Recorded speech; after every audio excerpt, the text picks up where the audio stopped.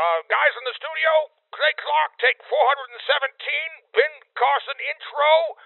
Go ahead and roll when ready. The mics are hot. Okay, here we go. I'm not going to be nervous. Ben Carson, I got this. Feel the flow. Here we go. Yes, yes, yes, and yes! Thrive Nation, we are now on the... Listen, what? Clay, I want you to do... Try not to sound like yourself. Okay, Just got don't do what you would normally do. I want you to be Don't- the opposite of what comes natural. Don't sound like myself. Less bad this time. Oh, okay, so less bad and more good. That's what I've been talking about for 4 hours. Some shows don't need a celebrity narrator to introduce the show, but this show does. 2 men, 8 kids, co-created by 2 different women, 13 multi-million-dollar businesses.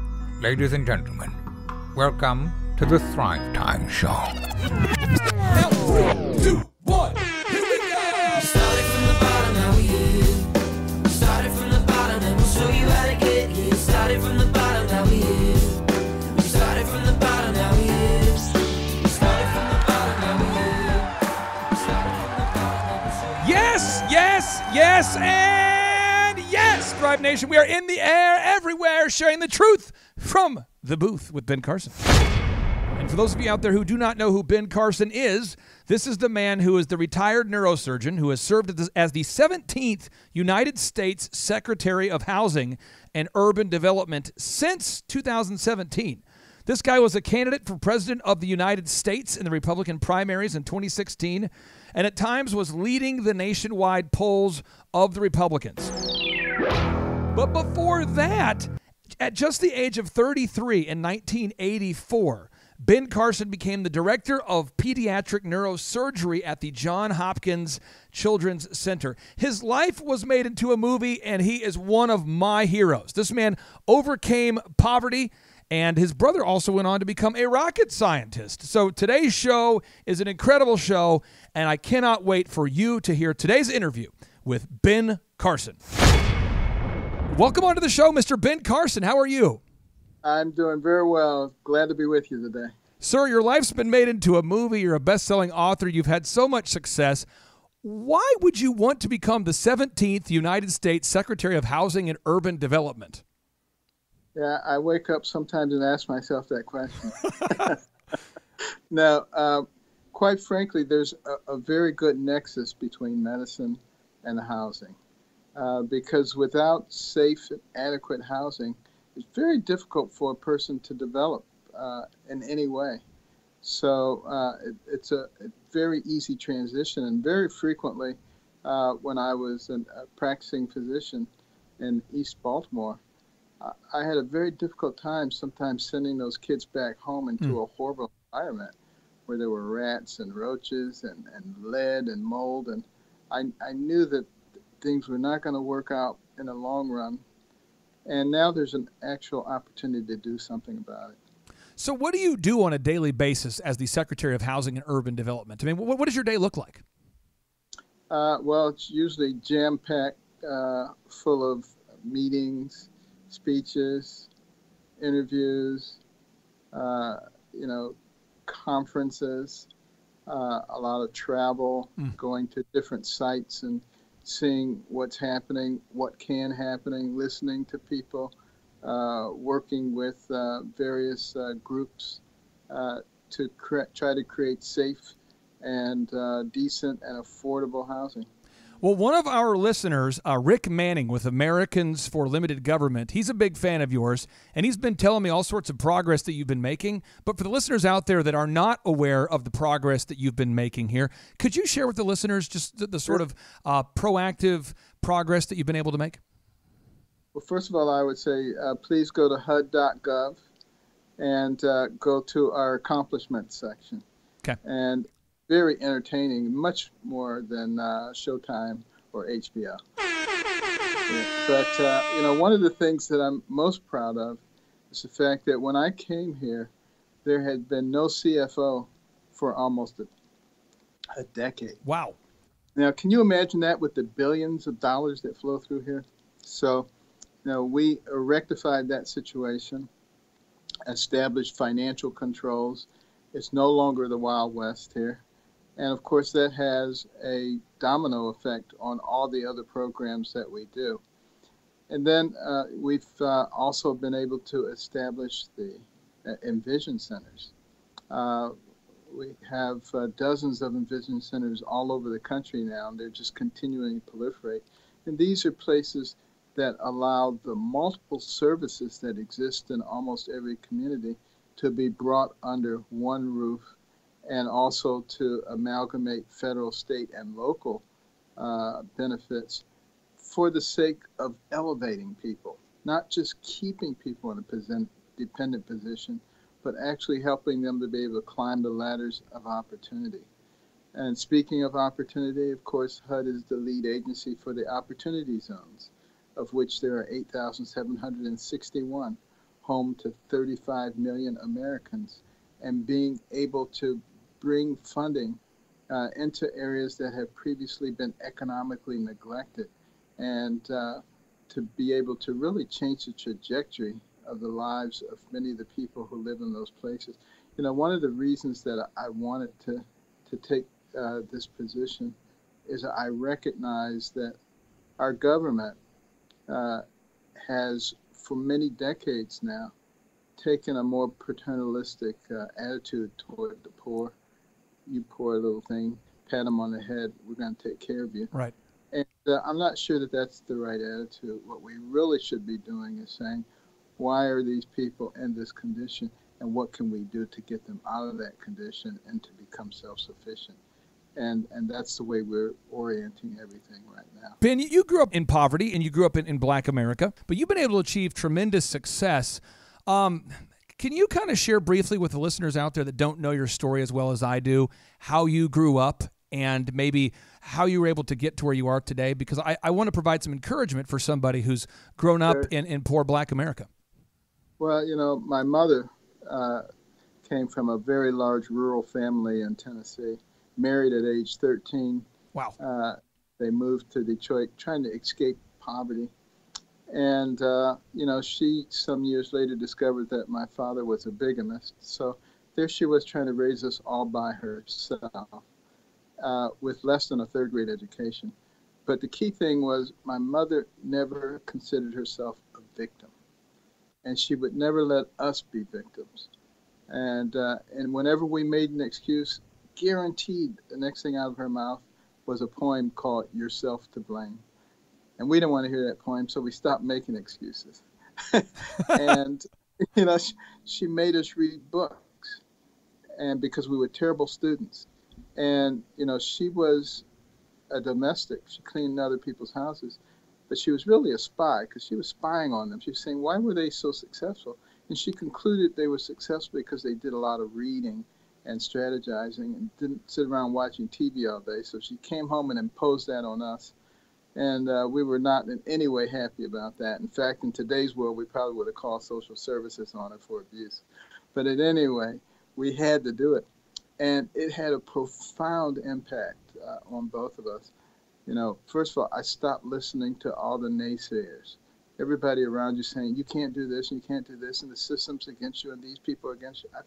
Forget all that stuff, because I was reading about explorers and scientists and entrepreneurs. Yeah.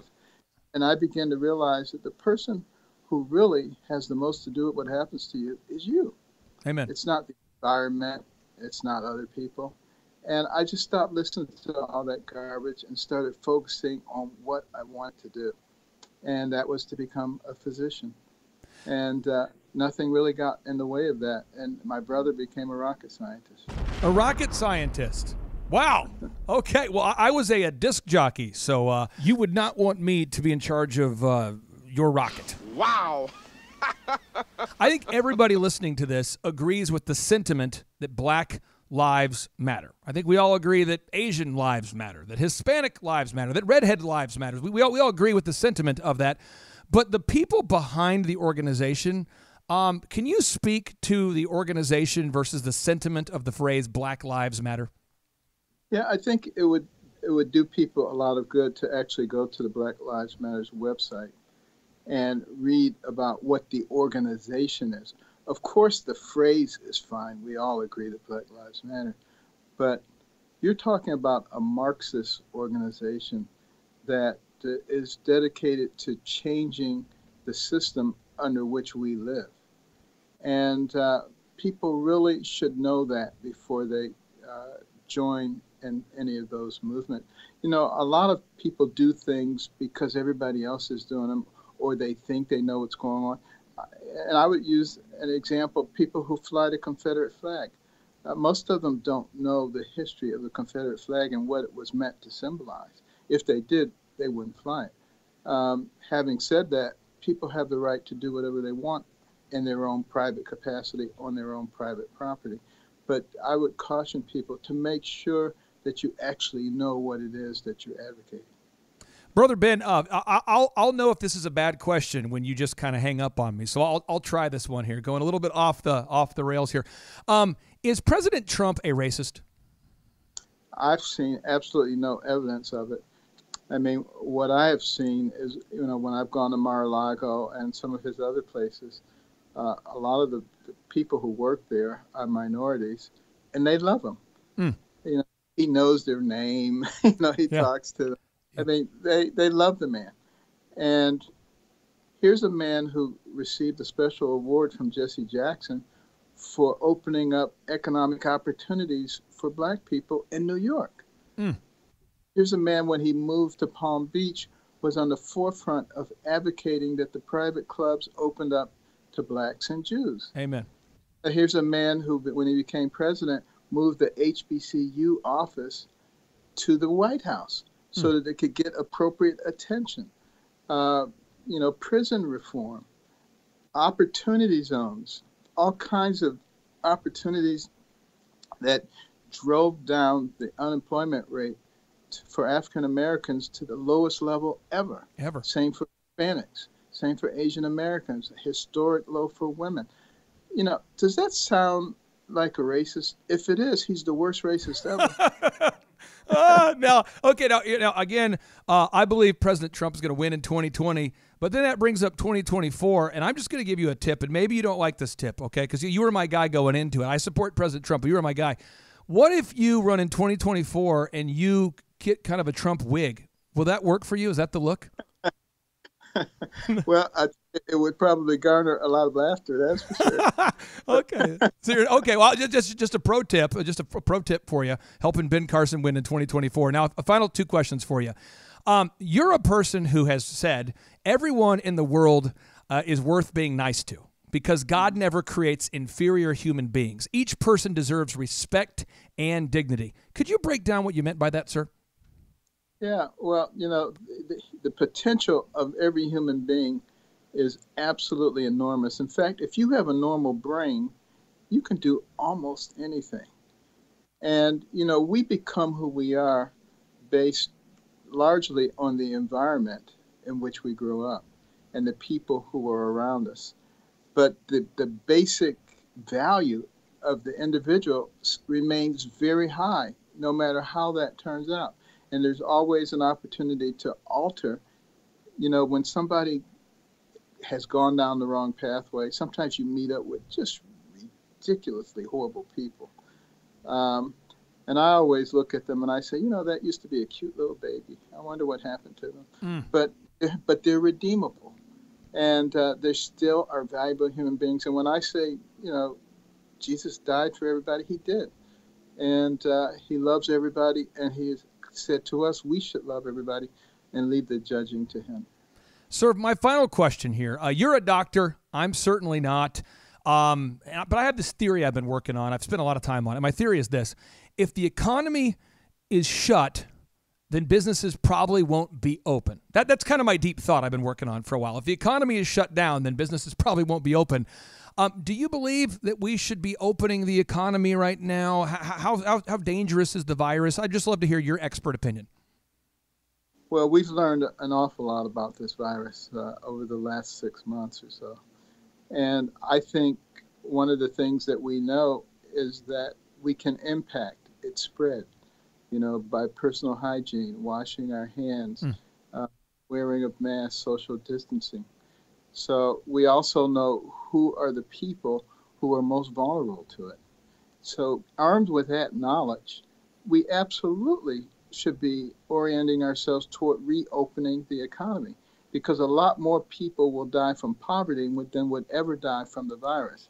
And we've got to be able to take that big picture perspective and not just be targeting one thing. We also need to make it clear to the young, vigorous, healthy people who are very unlikely to suffer significantly from the virus that they should assume that they are asymptomatic carriers, particularly when they're around an elderly person or a vulnerable person, and they should act accordingly. And if we all adopted that attitude, we would depress that curve in no time, and that's what we need to be thinking about. What should we do as a result of learning this information? We have business owners, 500,000 business owners that listen to this show. What do you want all of our listeners to do?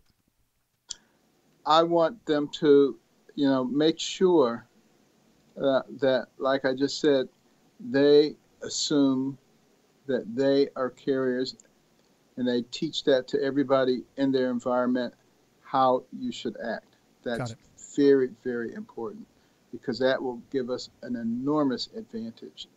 And the sooner we depress this thing, the sooner we get rid of it. I also would encourage them by saying there are some tremendous therapeutics in the pipeline, things that destroy this virus, almost a woof of it and the virus is gone. I mean, this is coming down the pike. All right. And you just got to make its way through all the bureaucracy. But I think we have salvation, and it's very close to us right now. So let's be thinking about what we can do and not what we can't do. Ben, you're a great American and a beautiful man. I appreciate you for being on the show. I enjoyed being on your show. I look forward to doing it again one day. Hey, take care. That was Ben Carson, and that blew my mind. Thrive Nation, share this show everywhere, because if Ben Carson can overcome poverty and his brother can overcome poverty en route to becoming the 17th U.S. Secretary of Housing and Urban Development, if he can overcome poverty en route to becoming an award-winning neurosurgeon, if he can overcome poverty en route to creating a life that's so magical and so wonderful that his life was turned into a movie, if he can do it, you can do it too. And with that, we're going to end we try to end each and every show with a boom. And so now, without any further ado, 3, 2, 1, boom.